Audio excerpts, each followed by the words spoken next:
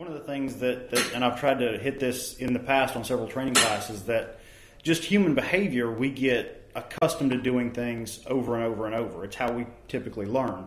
I've used the example of when we drive home to and from work. We get so used to our route that we drive every day, we don't even think about it. We get halfway home, 3/4 of the way home, and your mind's somewhere else, and you realize, wow, I don't even remember driving home.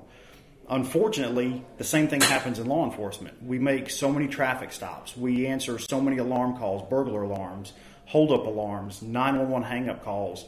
In the majority of those calls, nothing bad happens. The majority of our traffic stops, nothing bad happens. We stop the violator, we write the ticket, they go on their merry way, and we go back to doing what we do, and nothing bad happens. Unfortunately, we begin to pre-program that into our mind that nothing bad is going to happen because I've done it once, twice, 100 times, and it's gone well for me every single time. So when the boogeyman comes to get us, we're not prepared because we've built that pre-program, everything's going to go fine, into our method of operating. So focusing on proper tactics every single time, regardless of how many times you've gotten lucky that nothing bad has happened to you, is paramount in keeping ourselves safe and getting home safely at the end of every shift. Well, I first saw it in the magazine and the emails when it got released and was pretty interested in it. Started reading up on a lot of the stuff. And it's very basic things. It's things that I think when you're accustomed to doing the right thing, you take for granted. Wearing your seatbelt, wearing your vest. But so many people in this profession don't, for whatever reason it may be. Trying to instill that in our agency is going to be, I don't want to say a huge task, but a vital task to get everybody on board with it. I guess it's a good problem we have. We have not lost an officer in the line of duty in my agency since 1996. So the entirety of my career thus far, we've not lost an officer in the line of duty. It's a double-edged sword. I'm thankful for that.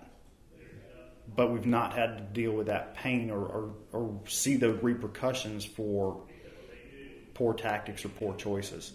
The county we work in has. They've seen some of it. We've kind of felt it a little bit, but not the direct sting. Something as simple as wearing your vest. I remember when I started making a promise to my mom that every single day that I put on that uniform shirt, my vest was going to be underneath it because it is part of the uniform. Without the vest, the shirt doesn't even fit right. The vest is part of the uniform, just like the badge, just like the patch on my shoulder is. Yesterday, case in point, I worked an off-duty job. We've got a minor league baseball team in our town. We work out there 4 or 5 hours.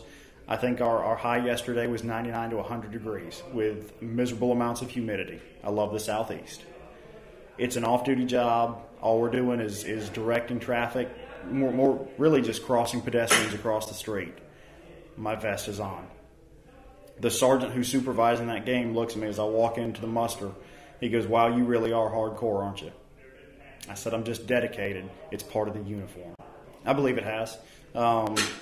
Seeing the same issues affect so many agencies, not just in the Southeast, but across the country, and we all deal with the same things, and the same excuses.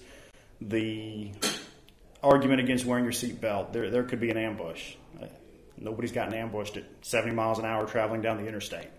I don't wear my vest because my chief doesn't, our captain doesn't.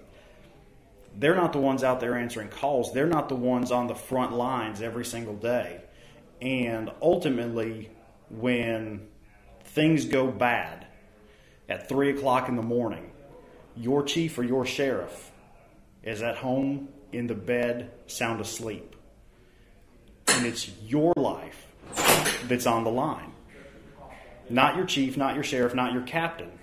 But it's your life, and therefore it's your responsibility to make sure you do what you need to get home to your family.